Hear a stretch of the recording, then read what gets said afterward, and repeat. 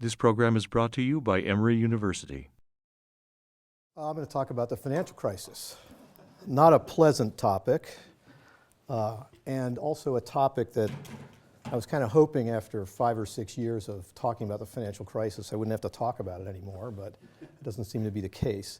So it's not only not a pleasant topic, but I'm going to end rather pessimistically, so anybody who doesn't want to get depressed is free to leave now.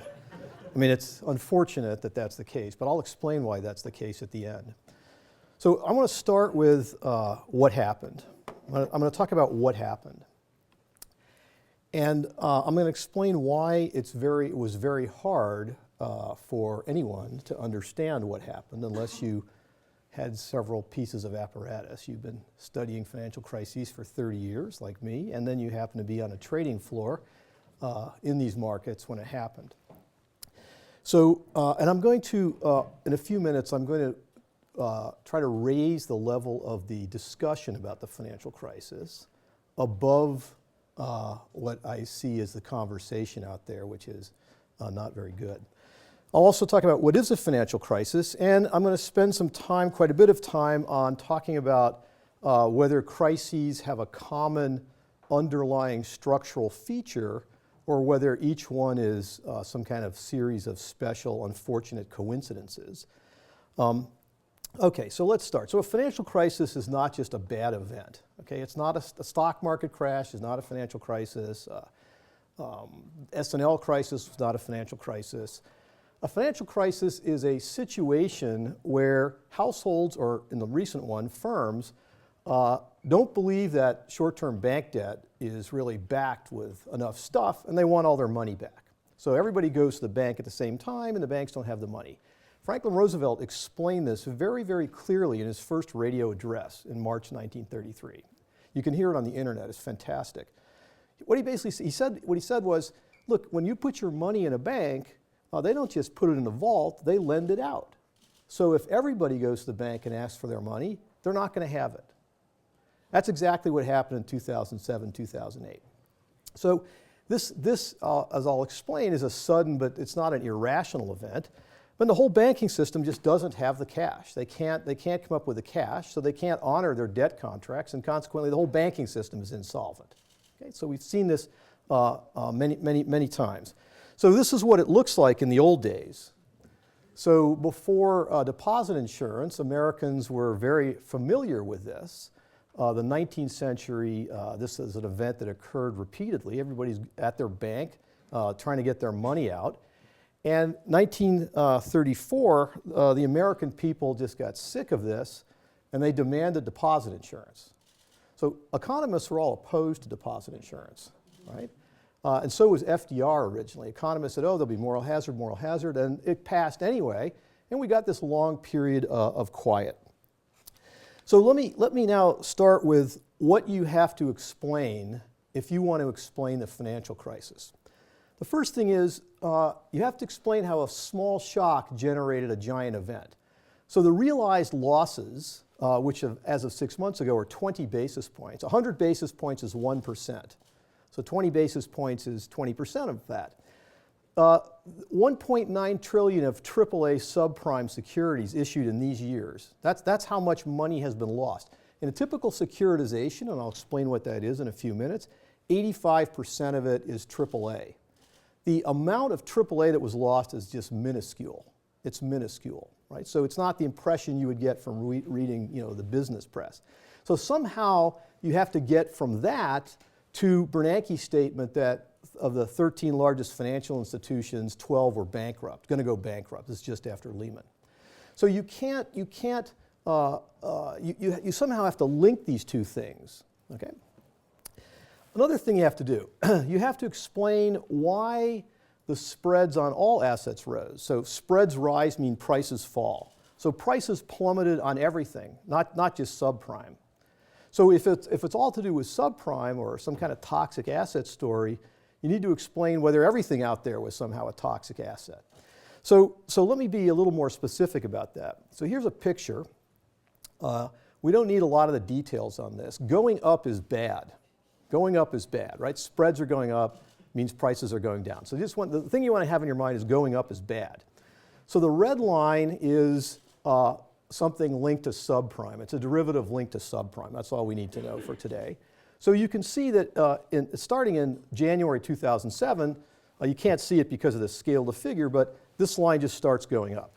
Right? Subprime starts deteriorating. We all knew that was going to happen, and indeed it happened.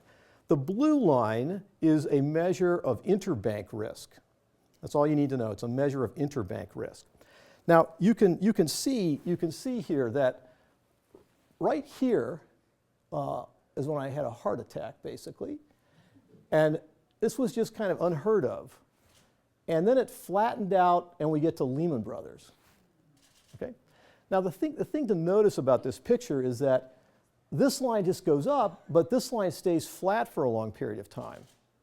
So if the whole story was about subprime, it seems like those two lines should be correlated or close to each other. And indeed they are here. So this picture has the same measure of interbank risk, but it has three other spreads. And these are spreads on AAA securitized bonds backed by student loans, credit cards, and auto loans. So these are asset classes that have never had a loss in the entire history of the universe, and they haven't had a loss now, and yet they're tracking that interbank measure of risk very, very closely. So it's a bit of a problem, right? This thing, subprime, is supposed to have something to do with interbank risk, and that's supposed to be the whole story, but there wasn't that many losses on subprime. So we have this strange situation where you have this tracking interbank risk, but not that. Okay? Now, there's another problem here, which is that people who try to explain the crisis, whether they're academics or regulators or the press or whoever they are, they don't have this data.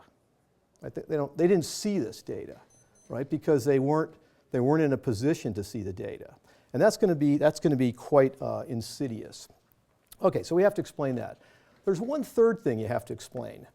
You have to say whether the crisis was this special event, right? It was immoral, greedy bankers created toxic assets, which they got inflated ratings and sold to stupid investors, right? So the question is that's not an explanation for every financial crisis. It's not even an explanation for this financial crisis. But you have to have a view about whether there's some structural reason why bank debt is particularly vulnerable to bank runs, or whether every financial crisis is some kind of special event. So, in fact, crises are not that rare, right? I mean, especially compared to what economists thought before this crisis. So since 1970, there have been 147 systemic events around the world, events where the banking systems were about to go bankrupt were it not for government intervention. And these events are not just in an earlier era. This is since 1970. Of these events, 147 involved bank runs, and in the rest of them, the government took some big step, like nationalizing the banking system or issuing a blanket guarantee. So here's just a list, just to convince you that developed countries haven't been immune from this. This is from some other researchers. So the idea that financial crises are rare is not true. The real question about the financial crisis is, why didn't we have a financial crisis between 1934 and 2007? That's a question we should all ask, right? Why didn't we have one? What, did bankers suddenly become greedy? But rating agencies suddenly got it wrong? So there's some sort of puzzle here to be answered. Here it is around the world. It's the same 147 banking crises, and you can see that the experience internationally is quite heterogeneous. You have some countries that haven't had a financial crisis since 1970. Sudan is one. They don't have any banks. That's a policy some politicians have recommended here. And you can see the all-time king of banking crises, the country that has a banking crisis like every 7 years, which is Argentina. So there's a huge range of outcomes. So that they all look like this. So if we had lived in the 19th century in the US, we would be lined up at the bank with our friends, and we would all know what had happened. We wouldn't understand necessarily how this happened or why this was happening or what the effects were, but at least we would have seen this happen. So what I want to do is start with some banking history. And I want to start with some banking history just to alert you to some basic facts about these previous crises and to get you to start thinking about this in a certain way. So banking panics have been the norm. I'm just going to talk about the U.S. So as we've talked in this conference the past few days, before the Civil War in the U.S., banks issued their own money. Banks issued their own money. So I would have arrived in Atlanta with money printed by a bank in New Haven, Connecticut. And I would come here and I would try to buy lunch, and I'd have to stand there for 20 minutes while they were trying to figure out whether it was real and what it was really worth, and it was very difficult to actually transact. But in this era, at least for the states that had free banking laws, the collateral backing those notes was state bonds. The whole story here is going to be about collateral. What backs money, private money? So it turned out that those many banks failed, not because of wildcat banking, but because bond prices went down. And this is a very important paper. It's by Art Rolnick and Warren Weber, who's right here. It's a paper I always talk about, a paper I teach. And it's the first paper that shows you that this has to do with collateral. Okay? Then we move to the national banking era. Now, the national banking era, the government takes over this business. The government takes over this business, and now I come to Atlanta and I offer $10, and it's accepted for $10. So that was a huge step. However, it was not done so that we'd have a more efficient means of buying stuff. It wasn't that at all. It was that the North had no way of financing the Civil War. So they decided to have this piece of legislation that would say you have to issue our stuff now and back it by U.S. Treasury bonds. So these banking panics occurred in the free banking era, but when the national banking era came into being, most people at that time thought that the whole problem with banking panics had been solved. Right? Why? Because the money is backed by U.S. Treasuries. So in 1873, there's a banking panic. And this alerts people, regulators and academics, to the fact that demand deposits, checking accounts now have this problem. Right? And it took economists about almost 100 years to understand that checks were money. Academics were writing papers like, "Are checks money?" Right? They thought it was like a savings account. They didn't realize how this was used as a medium of exchange. It's sort of surprising as you look at how the clearing system, you see millions and millions of dollars. So we're going to talk about a new form of bank money with a slightly different clientele. And it's called sale and repurchase agreements, repo for short. And I'll explain how repo works in a few minutes. And the point I want to make to you is that the idea that the form of bank money changes should not be an alien idea. Right? In capitalism, things change. That's the whole point of capitalism. Right? So things change, and if you don't keep up, you're going to be still using a landline instead of an iPhone. Right? So that kind of change happens in the financial sector as well. So let's look at the national banking era. So this is from 1865 to 1914. The rows in red are banking panics. So the column on the left gives you the National Bureau of Economic Research business cycle chronology, which has never been revised, so it's not exactly right. And then comes the date the panic started, and then is the percentage change in the currency deposit ratios. Everybody's running to their banks. They don't want their checks. They want cash, so this thing should rise until the banks all just suspend convertibility. The banks just said, we're not giving you any more money. That was always illegal, but that was never enforced. So you can see that even before they had suspension, there was pretty big increases in this currency deposit ratio. Now, during this period, the national banking era, we don't have national income accounting. We don't have unemployment statistics. And today, we can talk about this at the end if you want, we're sort of in the same world of not having the right set of measures and trying to pretend that we do. We're back in this world before you had all this information. So economic historians look at pig iron production, which was very important for railroads. And you can see from peak to trough that these panics were horrible. right? Peak to trough, this thing went down 51%. And so this was the first Great Depression. In 1893, there's another Great Depression. Then there's other Great Depressions until we get the other Great Depression. Now we call it the Great Recession. So these events were occurring regularly. Now notice a few things about this. If you look at these last two columns, this column is the losses per deposit dollar as calculated by the comptroller of the currency. So you have this horrible outcome, and yet when the dust settles, on average, 2 cents per dollar was lost in 1873. And the rest of these are just tiny. They're like the 17 basis points. Right? So what's happening is these banks are not bad banks, right? They're not bad bankers. FDR talked about this in his radio address. He said, look, bankers are not all bad. There's a few bad ones. We're going to find them. Don't worry about it. So in this era, there weren't a lot of losses, and there weren't very many failures, right? So this is sort of a hint that this event, while not irrational, is not driven by some massive problem with fundamentals. That's not what's going to happen. So this is what the banking system had looked like during that period. These are the institutions which are regulated. And so here's the bank. So the bank, the depositor deposits money in the bank. The bank says, I'll pay you 3% interest. The bank takes the money and lends it out to somebody who wants a mortgage. And this person's going to pay 6% interest. So the bank earns 6%, pays 3%, and earns the spread, right? It was a very sleepy business for a long time because this form of banking hadn't changed its basic form for about 100 years. It had been different earlier. So this traditional banking system, as we're going to see, is going to morph. It's going to morph. Now, to understand that, we need to understand a bit about bank debt and what it is that banks do. Okay, so you can't understand this unless you understand banking at some reasonable level. So the output of banks is debt, right?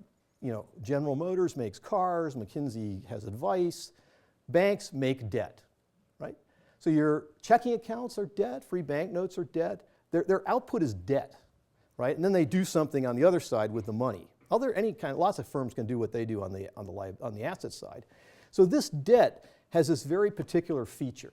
The problem is that when I come to Atlanta with my New Haven money, I don't really know what its true value is, right? I go to the store, and the person in the store gets out this newspaper, and they look at the newspaper, and the newspaper reports a price from some secondary market where some sharp person is like picking us all off because the discount on this is only worth $9.50 in Atlanta. Is something I don't know anything about. So the whole point about banks is that they want to produce something that always trades at par but earns interest. Right? We don't want this stuff, right? It doesn't earn interest. You don't want it. Nobody wants it. Right? That's why the biggest market in the world is the foreign exchange market. Nobody wants it. It's like a hot potato. So banks want their debt to always trade at par. That means $10 buys $10. So I'm going to describe that as bank debt is designed to be information insensitive. So what does that mean? That means I don't have to, when I buy lunch with my $10, I don't want to have to worry about whether the other person knows more about the value of this note than I do. I just want to know that neither of us know anything, and so it's worth $10. And that's what deposit insurance assures you. Deposit insurance says to you, don't even worry about what it's worth, right? Just go use it. Use your checks. The government is going to take care of the banks, right? So I'm going to call that information insensitive. And then the problem is that this debt can become information sensitive. So let me show you a quick picture of that. So here's the payoff function for debt, right? So over here we have payoff on debt at maturity. So this is the face value of your debt. So it's say $100. Never mind about the interest. At maturity, you're supposed to get $100. You can never get more than $100 with debt, right? However, how much you get back depends on the value of the collateral backing this debt, right? So if the collateral is to the left of this line, then you can't get back your debt, your full amount of 100. You get back whatever the collateral's worth. This is a 45-degree line. Okay. So the idea of private money is to convince you that the value of the collateral is always over here, right? And with deposit insurance, it says don't even think about the collateral. You can just use checks. So the problem with a crisis is that if you get close to this point, right? If you get close to this point, maybe it's just here, then people start to worry about what the value of this collateral is. And when they're worried about the collateral, the best thing to do is just go get your cash, right? So if something happens to get us to this point, and people start to think about the debt and maybe produce information about the collateral, then this debt has become information sensitive. So let's talk about the collateral, right? So the collateral in the free banking era was the state bonds for the states with free banking. With checking accounts, you have diversified portfolio of loans. With repo, as I'll explain, you're going to have a specific bond. And with asset-backed commercial paper, you're going to have a portfolio of high-grade securitized bonds. Okay? So there's different kinds of collateral which are behind different kinds of money. Okay? And what's interesting, and we don't have time to talk about it, but when the bank creates money, it's always debt, but the backing collateral is always debt. Right? The same, so you really make the money information insensitive by also making the collateral information insensitive to the best of your ability. So, okay, so let's skip this. So this loss of confidence, right? So loss of, there's a lot of terms that people use, like they say, people lost confidence. That causes banking panics. People lose confidence. Like saying inflation is caused by prices going up. People die because they stop breathing, right? These are not real statements. So here, what a loss of confidence means is the debt moves from information insensitive to sensitive. And that's going to be something which happens to all bank money at the same time, right? That's not a domino effect. All bank money, right? So when Bernanke was saying 12 of 13 financial institutions are about to go down the tubes, that wasn't a contagion story. That was there's something happened which caused that to be the case. Okay, so let's move on and talk about the demand for safe assets. So I'm going to take a little sideline here. So behind these forms of money, there's some kind of collateral, okay?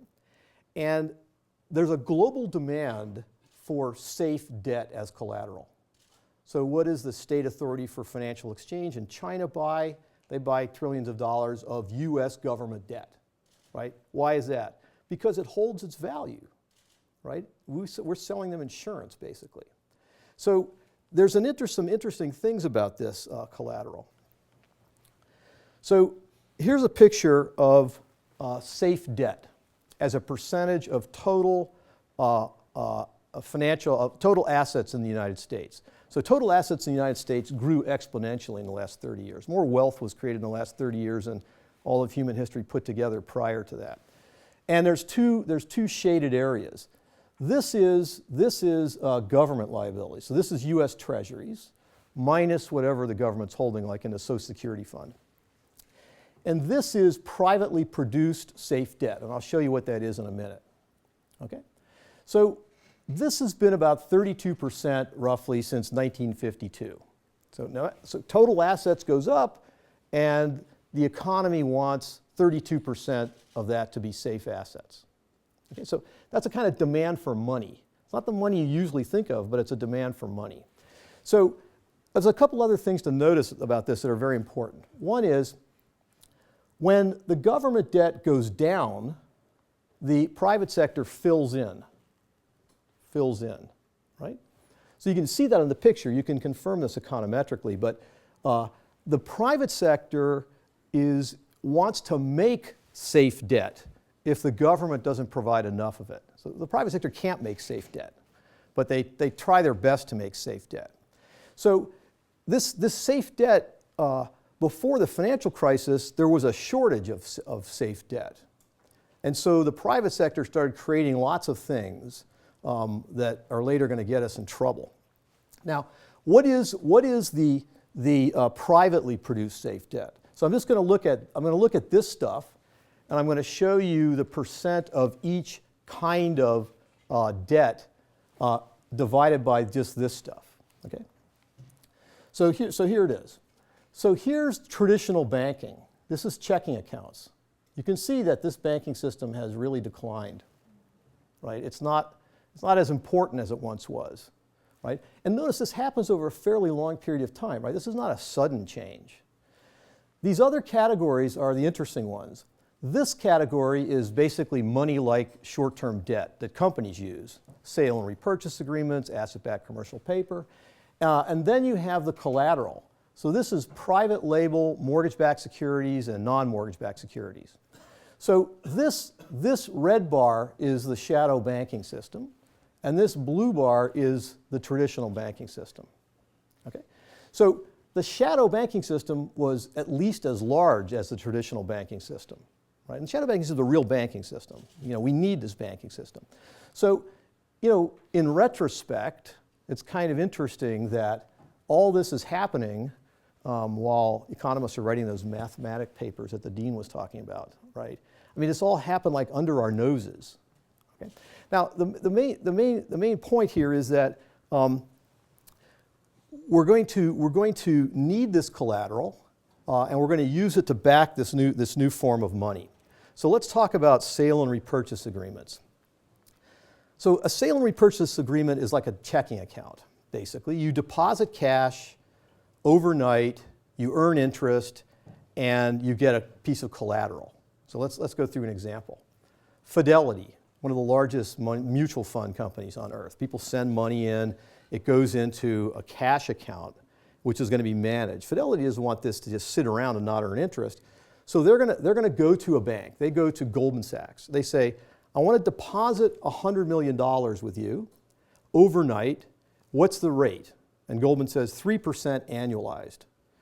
And then Goldman says, your collateral is a bond worth $100 million, which you are going to have possession of. Not that they literally give it to you, but at the clearing bank, it changes accounts. Okay? So the next morning, every morning in the US, the repo traders call up the counterparties and they say, do you want to roll your position? That is, do you want us to just renew the loan at some new interest rate and we'll check the value of the collateral. So the market value of the collateral equals your deposit. Okay? And then you make a decision. Your Fidelity, you say, well, I need my cash or I don't need my cash. Okay? Now notice that we're talking about trillions and trillions of dollars. Right? Before the crisis, about $8 trillion worth of repo would roll. So just think about that. I call you up, I say, do you want to roll your position? If you say to me, I need my credit team to study this bond for a week, well, you don't earn interest, right? The system doesn't work that way. It's like a free bank note. We have to argue over the value of the bond. So we need collateral where that doesn't happen. So I have a lot of former students, thousands. And one of them is a head of repo trading at a very large institution. And he likens repo to speed chess, right? I mean, in the stock market, you spend a lot of time analyzing stocks, and you go to a central exchange. In fixed income markets, that doesn't work that way. And in repo, it all happens very fast. And by the way, it's not stupid. The collateral is going to be stuff we agree upon, okay? Now, so how can this work? Well, repo is carved out of the bankruptcy code. So if Goldman Sachs defaults, Fidelity just keeps the bonds, and we're done. We don't go into Chapter 11, right? So that's why it works as money. Because if we had to go into Chapter 11, our money would be tied up with lawyers and all that. So you don't do that. You unilaterally terminate and just keep the bond. So this collateral also can be rehypothecated, which is a word all economists know now. They learned these words, in 2009, collateralized debt obligation, these things. So what does that mean? So go back to my example. Fidelity has a $100 million bond.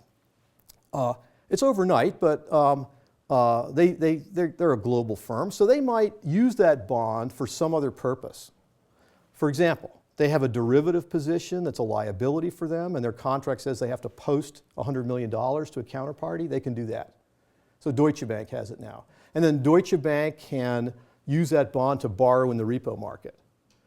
And the next morning, if I want my cash back, I have to give them a bond. I'm Fidelity. It doesn't necessarily have to be the exact same bond. It would have to be, say, a U.S. Treasury. So the collateral moves around.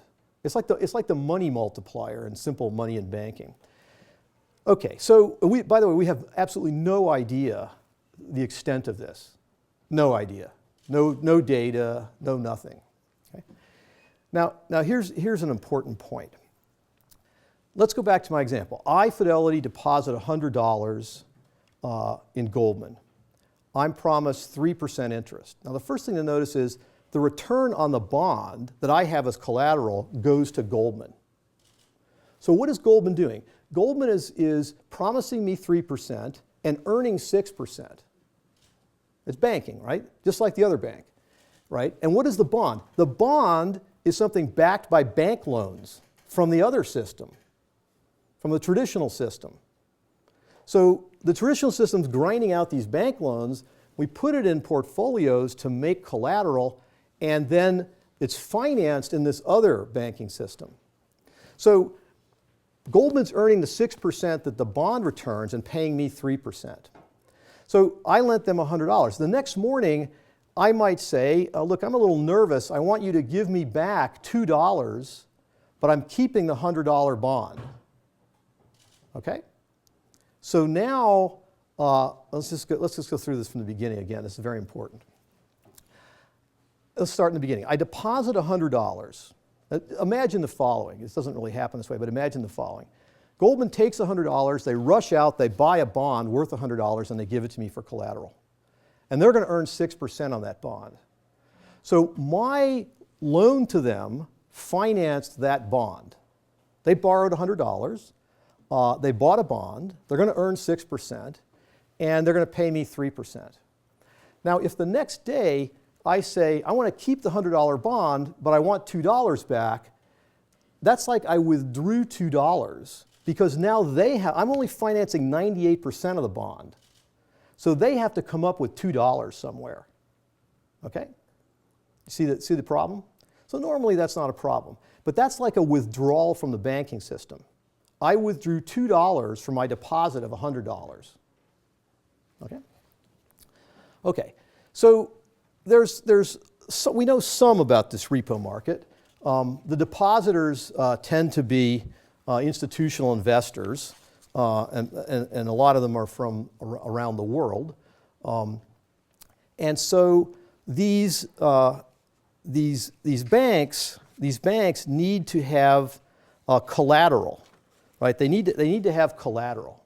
So Goldman Sachs, Lehman Brothers, all these people, the reason that their balance sheets grew is because they had to have collateral to hand out to all these people who wanted checking accounts, right? Sovereign wealth funds and so on.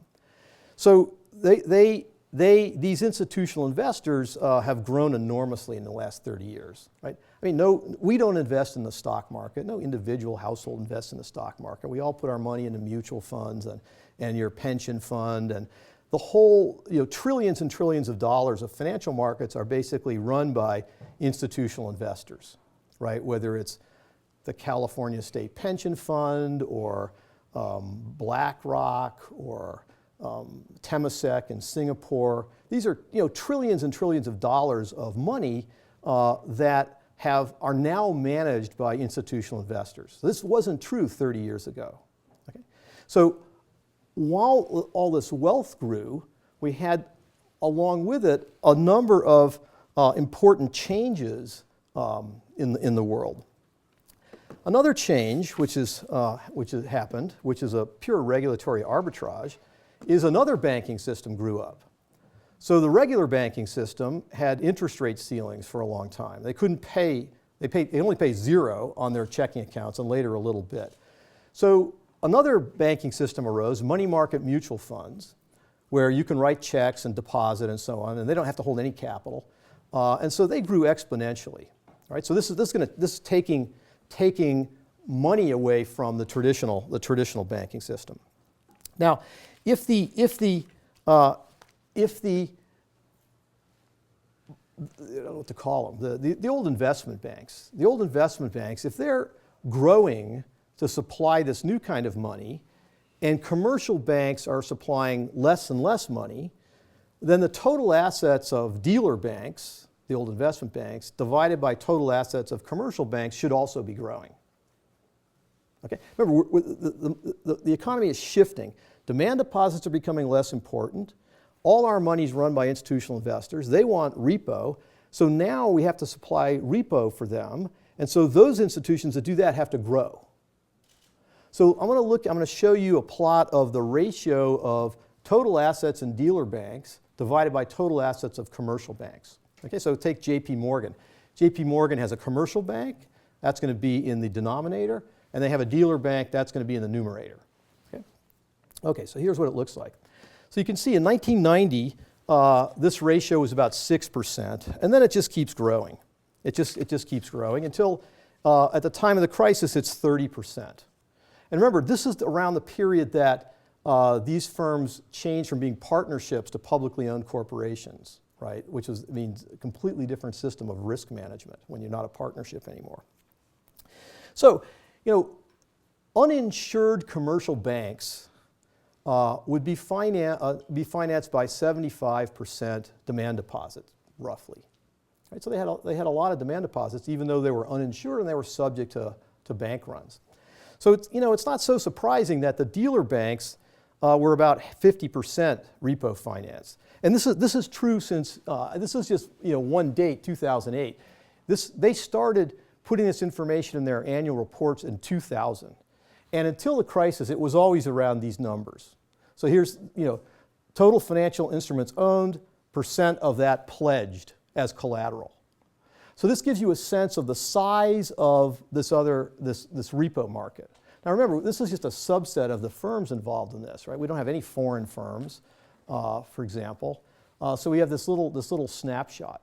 So this is exactly this kind of product that they're supplying. Now, the size of the repo market, well, we have no idea. We have no idea.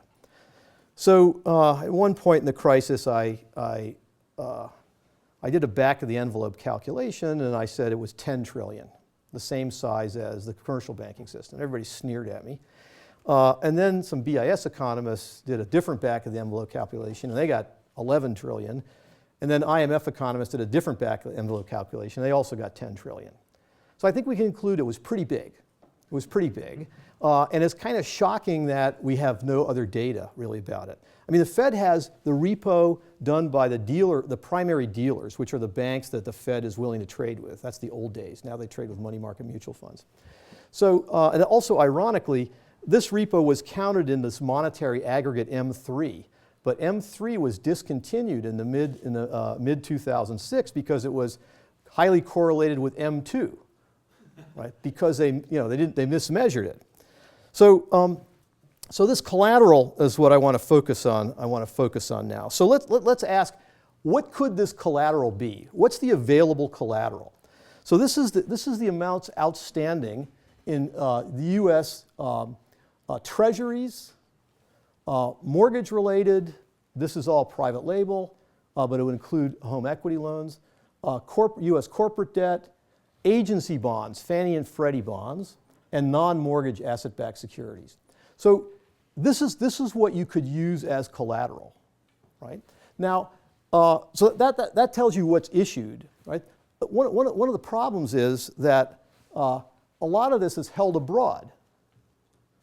It's held abroad. So that's kind of a plus and a minus. If you know anything about international trade, we buy teddy bears from China, we give them money, they don't buy goods from us, they buy treasury bills, right? That's a product. So our capital account looks way out of whack.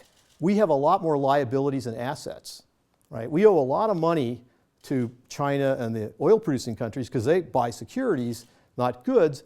And so, but we make 200 basis points more on our assets, 2% more than on our liabilities, which tells you that we're selling a product. We're selling a product which was safe debt. So before the crisis, the US had 3 industries that mattered: tech, rap, and movies and entertainment, and safe debt. That was it, those 3. Now we have 2. right? So we better hope that wrap evolves. So a lot of the collateral is off the table for purposes of use in the U.S. system, although it's not as if we don't want to have this business. We do want to have this business. So again, a back of the envelope calculation says that if I subtract out the amount held by foreigners, I get 16 trillion. And what do I want to use that for? Well, we need collateral in derivatives. So when I trade a derivative with you, its market value typically is 0 at the start. And then if it becomes a liability for me, I owe you money 2 years later, I have to post collateral to you. So this organization has done a survey, and that's about 4 trillion. And we don't really know about repo, but we know it's a big number. And then there's clearing and settlement. Clearing and settlement. So clearing and settlement refers to the whole plumbing system that's behind all the financial markets. So if I buy a bond from you, I don't hold out my $6 million and you hold out your bonds and we switch. That's not how it works. It all goes through this big complicated plumbing system that nobody cares about until it doesn't work anymore, right? It's like when the sewage is backing up in your house, suddenly you want to know what's happening. So that's a huge black hole, and we have no idea how much collateral is sopped up in that. But part of Dodd-Frank is we're putting all this stuff on exchanges and you're going to be forced to have margin, so that's going to suck up a lot of collateral. The Bank for International Settlements, new bank regulations, are going to suck out about $2 trillion of treasuries. So they're pulling collateral out of the system, right? It's sort of in the name of stability. Okay, so what was the response to this? Well, U.S. commercial banks became unprofitable in the mid-'80s. In the mid-'80s, money market mutual funds had taken off, junk bonds had taken off. Traditional banking was not profitable. So a lot of things happened. I just want to focus on one thing. Securitization was the happy meeting of banks needing better financing and the rest of the world needing collateral. So a bank can finance on balance sheet or off balance sheet. The beautiful thing about securitization is that it can't go bankrupt. So let me show you how it works. So in securitization, you have a legal entity called a master trust. And this entity issues securities in the capital markets and takes the money and buys a portfolio of assets from this firm, which can be a bank, but it could also be Visa or General Motors, auto loans, all manner of firms. So what we've done is we've taken the loans that this firm has made and we've turned it into collateral that can move around to whoever needs it. Remember, in traditional banks, it's just sitting there, right? They add value by making the credit decision, right? Once the credit decision is made, they sit there and wait for the checks to come in. And if they don't, they have this division that goes and repossesses the motorcycle or whatever it is. So it's like a waste of resources. We could be using this stuff for collateral, but to use it as collateral, we got to get it from here over here. Okay? So this guy is a big fat set of rules, right? Nobody works there. It has no physical location. It doesn't do anything else. It's a robot firm, okay? And there's millions of these robot firms. So there's a whole world of these robot firms. I mean, when Enron collapsed, there was this kind of glimpse of how much of this stuff was going on. Now, they weren't securitizing, so that was a whole different ballgame. But this is a way to move passive loans that are not really being used from here to here, right? And this entity has the nice attribute that it can't go bankrupt. So there's a lot of complications here, which I'm not going to go into, but basically there was this way of creating collateral. And we needed to create collateral, remember, because we had a shortage of collateral, right? Because China's buying all the treasury bonds. So the banking system before the crisis looked like this. So over here is what the regulators knew about, right? Here's the bank, and here's the borrowers. This bank is making mortgage loans. And then the bank is shipping these mortgage loans to a wholesale bank, Goldman Sachs, that securitizes them, sells them into the capital markets to investors.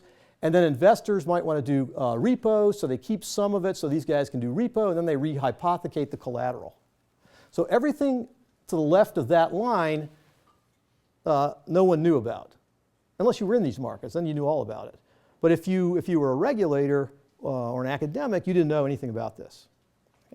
So this process of backing repo, and I haven't talked much about asset-backed commercial paper, but backing these instruments with mostly privately produced collateral from securitization was kind of a weakness. We shipped all the good stuff to the rest of the world, treasuries, and then we started using this private stuff to back our money.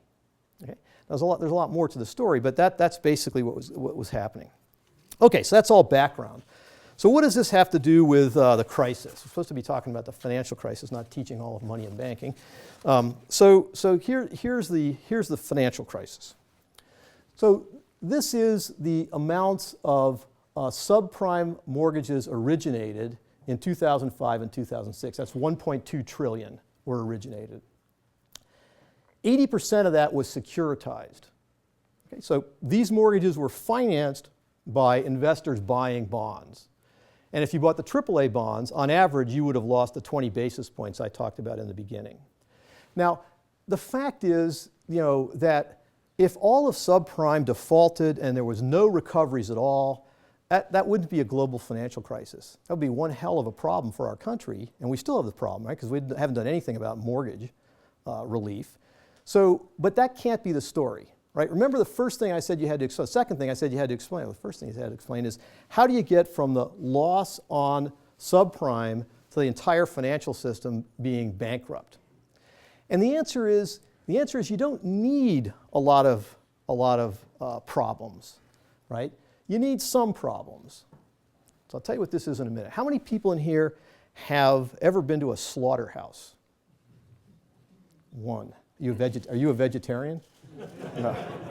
So I grew up in Arizona, out in the desert kind of, and the neighbor was this huge cattle feedlot and slaughterhouse, the Tovria family. I went to school with their kids, and so one time the father took us into the slaughterhouse. And the way it works is they get all the cattle in a line, and they go through this chute, and they come to this point where they shoot a bolt through their head, and then they're picked up by the feet, and they're carried into this refrigerated room where all these guys with bloody aprons proceed to butcher this thing. And then, if they're making hamburger, they grind up the meat. And then they have to mix the meat, right? Because Americans want a certain fat content. If the McDonald's hamburger doesn't taste the same every place on earth, there's something wrong. So you have to get exactly that fat content, which means you have to mix the meat. Now, when the number of cattle that comes in is called a lot of cattle. A lot. It's not a lot, it's a lot. So it's about 30 head of cattle come in. So you make the hamburger. The next lot comes in. You do the same thing. Now, the problem is that later, somebody can come down with E. coli. E. coli. And when that happens, the FDA can go to the exact slaughterhouse and the exact lot because of that barcode. If you save the barcode on your hamburger, they know exactly which 30 cows it may have come from, but they're not sure because they mixed it, and then maybe they didn't clean their grinders, right? So they suddenly recall like 10 million pounds of hamburger because they're not sure when this all happened because we're supposed to inspect them, but they don't have enough inspectors, they don't have enough resources, and so maybe they didn't clean the grinders, and so we recall everything, right? So I say to my students, suppose I offer you a choice of 10 glasses of fantastic burgundies, each one different, and you can pick one and drink it. But one of them's poisoned and you might die, right? So they say, oh, we don't want to do that. I say, okay, what about 100? What about 1,000? Like, how many do I have to offer you? So it's a small risk. It's a small risk, but it can generate a big response, right? So the small thing that happened was the news. The news was big for news, which was that there were problems in subprime. I mean, we didn't know at the time that the losses were going to be so minuscule, and we didn't know where this subprime was because we didn't have little barcodes. So you thought it was your counterparties. So for high-quality dealer banks, Goldman, J.P. Morgan, the haircuts on repo before August 2007 were zero. So remember the example we went through. I finance a $100 bond for Goldman Sachs, And the next day, I want a 20% haircut. So I want $20 back. Right? So now Goldman has to come up with $20 to finance 20% of the bond. I'm financing 80%. They have to finance 20% now. So I withdrew $20. So the question is, where are they going to get the $20? In the middle of a financial crisis, you can't issue equity, and you can't sell debt. So we'll come to that. But here's a picture of the financial crisis. Again, this is not government data. I had to give this data to the government. It tells you the kind of state they were in. This is an equally weighted average of the haircuts on 10 categories of asset-backed securities and mortgage-backed securities and collateralized debt obligations and some other stuff. So you can see it was 0 until this little thing where I had the heart attack, not knowing what was coming, right? And then it just rises. So here's a back of the envelope calculation. So the Fed, let's start it this way. Suppose the repo market is $10 trillion. And suppose, looking at this picture, that haircuts went up to 30% on average. So that means $3 trillion is withdrawn from the banking system. So, where do you get the money? Well, the Fed bought $2 trillion, and interestingly, $1 trillion of it basically went to hedge funds and the regular banking system, right? So that was the very, very painful process that I'll say a little bit more about. So that is related to one of the puzzles I was talking about, right? So we know now that a small shock can be a big shock in terms of news and cause this response. And let's go back to one of the pictures I showed you earlier. So what does this picture have to do with it? People are withdrawing from their repo. These banks have to come up with the money. So they sell assets. They need to raise as much money as possible. So what do they sell? They sell their best stuff. Their best stuff. And they all sell their best stuff. And their best stuff is this stuff. So every time they get a little bit riskier, haircuts go up a little bit, they dump their best stuff, but all of them dump their best stuff at the same time. They all reasoned the same way. So that's why the original picture wasn't the story. The interbank risk picture tracks the haircuts, and as those are going up, the banks have to sell assets, and they sell their best stuff. Now, so who withdrew from the banking system? Again, we don't have very good data, but this is from the government, Fed's flow of funds data. So this is net funding received from repo. So net means I net out all the financial firms, right? So you can see that in their data, the amount flowing in, based on what we do have, is a little over $2 trillion. Right? This is like crummy data, but it's the best we have. So you can say, well, what happened? You see this big, here's the bank run, right? Now, who ran? Who was it who ran? Well, green ran. That's rest of world. Rest of world ran. And also red ran. And red is statistical discrepancy. Right? So in the Fed funds, it doesn't all add up, and so you have this thing called the statistical discrepancy, and it kind of suggests we better go find out what the hell it is, because they really ran, right? I mean, they went from about $1 trillion positive to withdrawing everything. So we don't exactly know the identity of these people.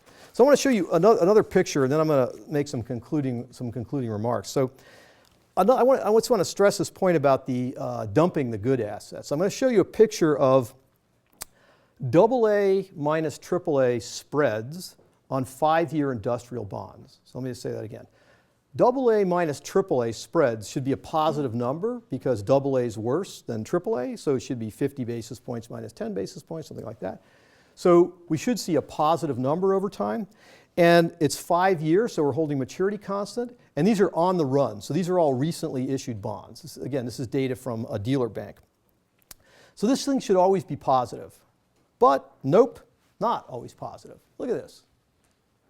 Again, what's happening? What's happening is the dealer banks are dumping their best assets. And since they don't coordinate on this, they all do it, and it just crushes the price. I mean, there was literally money lying around on the floor in the streets, and you could go pick it up. This is like a huge arbitrage opportunity, right? But nobody wanted to do it. And why was that? That's because when you have things as collateral, to have them work as collateral, privately produced, they have to have a number of properties. One thing that really helps you is very complicated. If it's very complicated, you don't have to worry about somebody producing secret information about it, right? We all know what it's worth because it doesn't pay anybody to produce information about it. So complexity is great until you're in a crisis, and then you have this and nobody wants to buy the stuff because it's too complicated and they can't understand it. So in a crisis, you're really crushed, but before the crisis, you need it to be complicated. So, throughout history, no banking system has been intentionally liquidated during a crisis. The euphemism now is resolved, which means liquidated. And banks, societies and governments have always come up with a way to save the banking system, right? They allow suspension of convertibility. They allow state governments to pass laws saying you don't have to pay your mortgage for 3 years. Supreme Court declared that constitutional on the basis of nothing. But they said it was a systemic event. So saving the banking system is something that societies have, always chosen in the brink of thing. But the problem is that saving the banking system means saving the bankers. And throughout American history, after every crisis, there's a huge anti-banker backlash and a huge, kind of narrative that doesn't make any sense that motivates some legislation which then doesn't work and we have another crisis. And the problem is that when you have this unfortunate feature that you want to save the banking system, but that means saving bankers, now we're all in this position where everybody wants to lynch bankers, and that doesn't lead to good outcomes. That's why I mentioned deposit insurance was a populist mandate. So the big pieces of bank legislation in the U.S., which I would count as the National Banking Act and deposit insurance, were not by intelligent design, right? It wasn't like people said, oh, this would be a great thing to have. It was finance a civil war and the American public are just demanding it. So politics basically just prevents reform. And so, we basically reproduced history very well. And unfortunately, the last crisis was, my grandmother being sent by her parents to the bank to withdraw from the account, and she got there and there was no money, and the guard gave her a painting off the wall, which I wish I still had.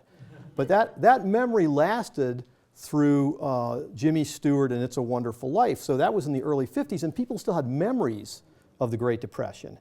And now, it's like a Family Guy had a brief reference to It's a Wonderful Life. So the whole memory and understanding of this has been lost. And on top of that, you didn't see the panic. So what did you see? You saw firms get into trouble, right? AIG didn't cause financial prices to go down. We stood there and watched them plummet, right? They just went down, right? And then the accountants, don't let me get started. So we're in an unfortunate situation. That's what I meant by a pessimistic ending. Let me stop there.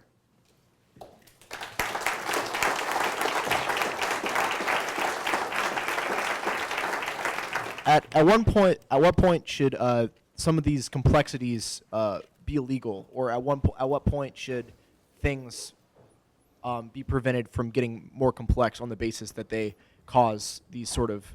I mean, I don't think your talk necessarily said that complexity is a bad thing or a good thing, but do you think that the fact that you talk about how at the very end of all these crises, the American people go against bankers. Do you think that has something to do with the fact that they're sort of seen as these people in these high towers being able to understand these things that no other people can possibly understand? They didn't understand it either. I mean, the complexity is not the problem. The problem is that the government had no oversight of securitization, zero. So if you have some oversight, and I have a proposal about exactly what to do, which I won't go into, I think you could see what you want. You need to have private collateral made. The Treasury is issuing bonds to fight wars and so on, not to provide collateral. So we're going to have private collateral made. What we'd like to do is make sure it's safe, but not in the sense that it's less complex, but in the sense that somebody makes some decisions about what you can use. So is if you had this system and you went to the regulators and say, can I use subprime mortgages for securitization? The answer would have been, of course, because we have a national policy that everybody should have a house. Subprime before the crisis was this huge thing that was great. But if you have these institutions in a framework where they have access to a discount window and so on, then you can make this system work. So I just want to point out that this is a free enterprise system, right? You can't make banks do things because they can always exit. They can go make widgets. So you have to have a carrot and a stick. You can't just have a stick. Because the shadow banking system that we see 20 or 30 years from now is going to be something they didn't notice either, and they didn't know why it happened. And so it's very important to bring this stuff into the umbrella rather than push it out. So let me give you another example. The Volcker Rule had nothing to do with the crisis. Even Volcker says that. It has nothing to do with the crisis. So, think about the Volcker Rule. Would you rather have the risk being taken in an institution that you oversee, or do you want to push the risk somewhere where you don't even know where it is? Right? I mean, it's that sense in which you need more oversight, but that doesn't mean you prevent things or these kind of policies.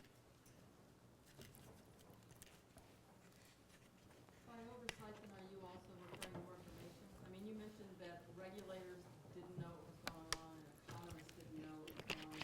Was that lack of information? No. I mean, it was and it wasn't. I mean, remember that there's two kinds of markets, right? There's very information-sensitive markets called stock markets. Those trade in central locations where everybody can see the prices. There's zillions of equity analysts, and the University of Chicago has been studying it forever. Okay? Then there's another sort of market that's much, much bigger, but it doesn't trade in a centralized way. It trades over the counter. And why does it trade over the counter? Because there's no information to produce anyway. It doesn't even matter. Right? I mean, most of these bonds are sold and they never see the light of day again. They mature and so on. So it's a market that functions because it's information insensitive. So that's that world we need. We need, right? So if you, again, think about deposit insurance. Deposit insurance didn't say we don't want any information. It said we want the government to get the information. And examination reports of the government are confidential. Even now, they're not even released 50 years later, right, Mark? Mark's trying to get them. So this is the better solution. I mean, let me put it to you another way. Suppose you lost electricity power in Atlanta. Okay, so there's two things you could do. You could respond by saying we need transparency. We want all these blueprints put on the web so I can understand the electrical system. Or you can say, I never want to know anything about electricity. I don't even know what electricity is. I just want to have somebody who doesn't let this happen, and I'm going to worry about that, right? That's the way these systems should work. Now, why didn't we know about it?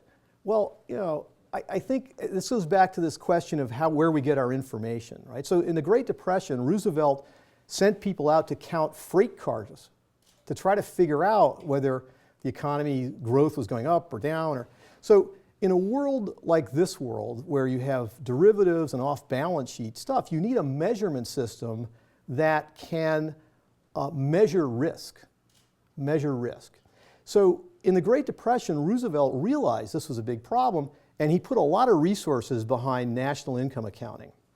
And Simon Kuznets, who got the Nobel Prize for this in the US, another person got it in the UK for it, worked with the government. It was part of the government.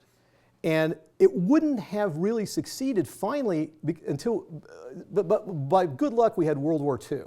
And then the government wanted to know, they had questions like, if I stop the auto factories from producing cars and I make them produce tanks, what's going to happen, right? So that push got us national income accounting, which is probably the biggest achievement of economics, actually measure economic activity.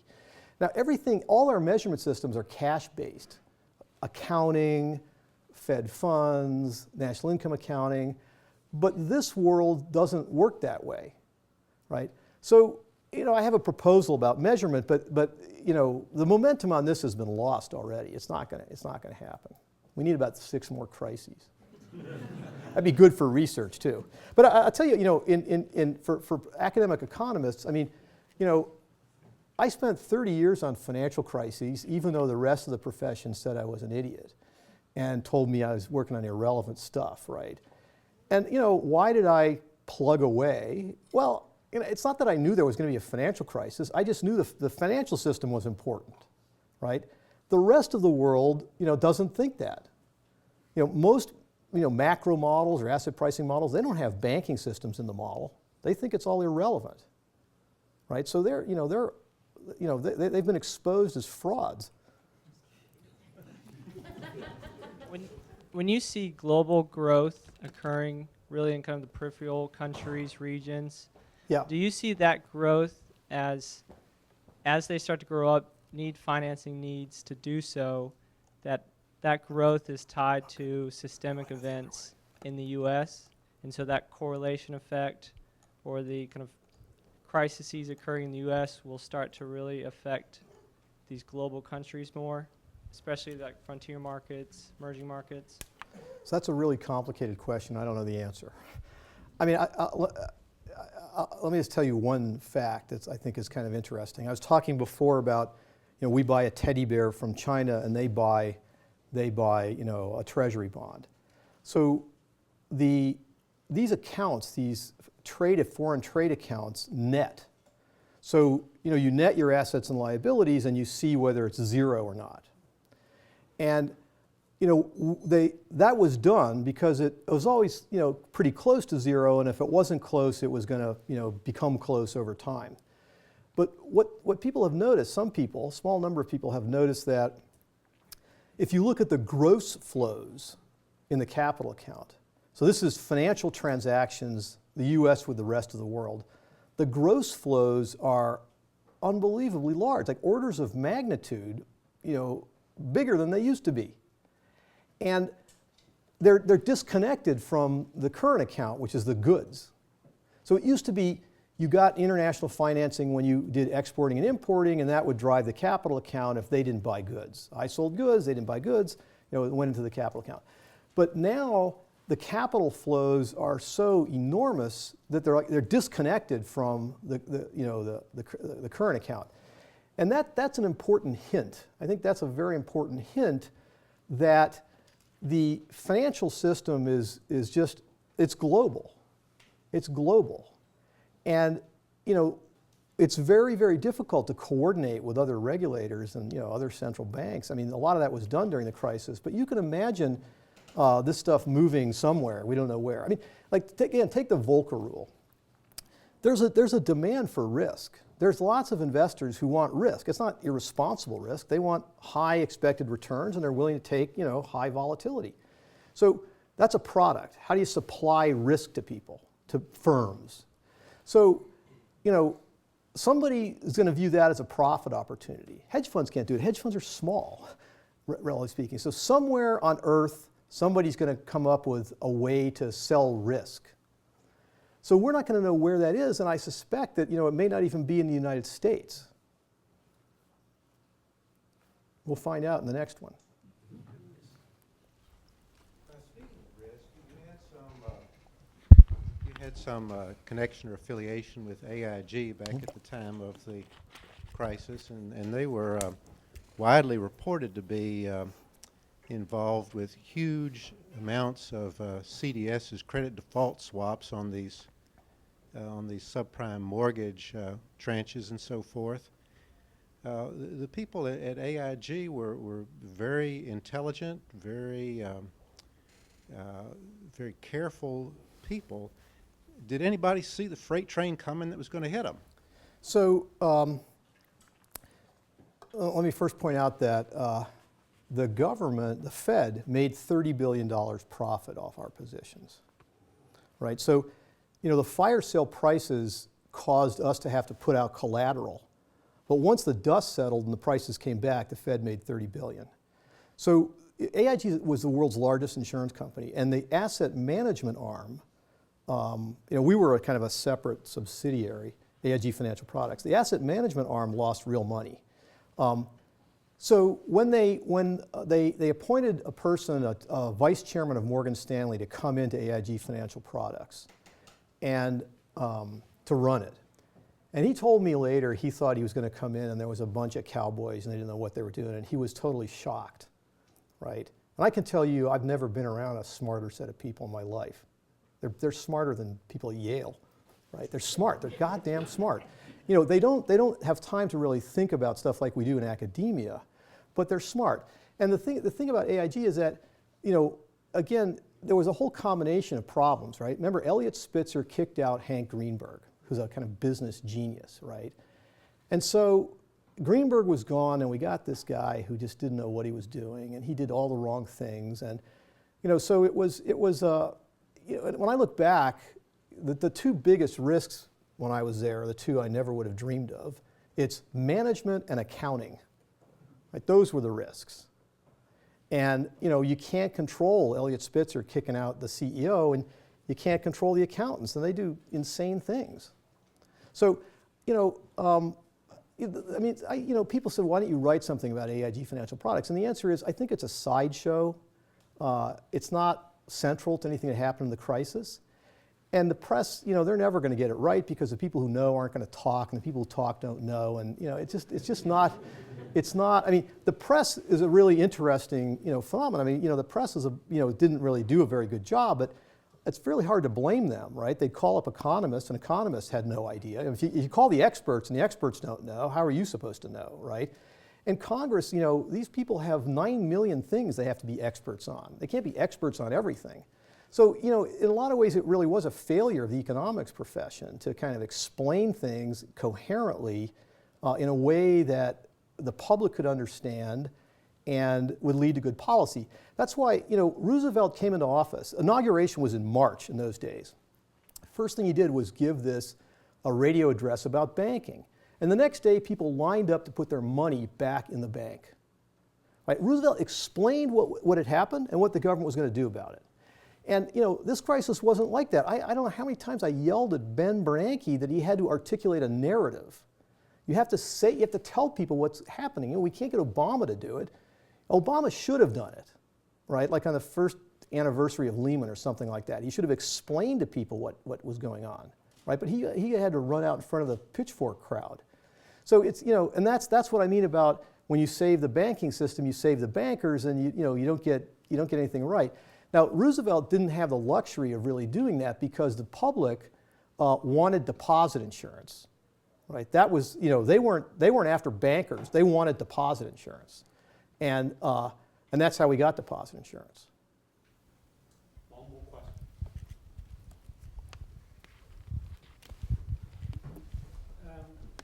So you're kind of talking about the moral crisis of saving the bankers. First, do you have a solution for a bailout plan that doesn't have that moral crisis? And the second one, maybe more at home for all of us, is where do you have your retirement money? It's in TIA CREF. So let me answer the first question. And that's a really good question because it hasn't been the focus of legislation. It seems to me the best thing to do is to not have a crisis, right? That's what we should do. We should not have a crisis. We shouldn't be worrying about how we're going to liquidate all the banks when the next crisis happens. We shouldn't even have a crisis. And we know that's possible because from 1934 to 2007, we didn't have a crisis. Canada doesn't have crises. So why can't we have a policy where you don't have crises? But you're right. The whole focus has been on what are we going to do when there's the next crisis, right? So they're kind of trying to prepare for the next crisis. And crises, if you really know how they're going to happen, they're not going to happen, right? They happen. You never know what's going to happen, right? So they're going to plan for all this stuff, and I can tell you, none of it's going to work. Crises happen so fast. They're so chaotic. You know, if you read the minutes of 2008 of the FOMC, they had no idea what was going on. They literally, and it wasn't only them, but they're in these meetings, and it was clueless. They were clueless, So it'd be better not to have a crisis. But the problem is, so Tim Geithner told me two interesting things. One was he said, my job during the crisis was to do one thing and one thing only. I had to wait till the crisis got bad enough that I could get a consensus to get a lot of money out of Congress, but not so bad that when they gave me a lot of money, it was too late, right? You know, okay, that's conditional on having a crisis, right? So, you know, you can see the problem. Now, the other thing was that Dodd-Frank was rushed through before the Financial Crisis Inquiry Commission had even finished anything. And, you know, it was kind of a hodgepodge of people's private agendas and some kind of stuff that, you know, various constituencies wanted, right? I mean, there's people down there who are like running for office. I won't name all their, you know their names. And so it was this sort of grab bag of things. And that's pretty much like every financial crisis in the US. And that's why I think this point about, you know, you save the bankers, the blowback from that is why we only got the National Banking Act because of the Civil War, and we only got deposit insurance because the American people rose up. But to your other question, I mean, you know, bankers may be greedy, and the rating agencies, you know, all this stuff. You can make a big list of stuff, right? And you can tell from, if you think these crises all have something in common, then we know it really doesn't have anything to do with the rating agencies. If banker greed causes crises, we'd have one every week. I mean, you know, I mean, it's not, these things are the kind of populist stuff that gets us driving off the road, right? That's not to say that there's not problems with all this stuff. I think you can make a list of 25 things, and maybe there's problems with all 25, but at the top of the list should be stop crises. Well, thank you so much. Thank you. The preceding program is copyrighted by Emory University.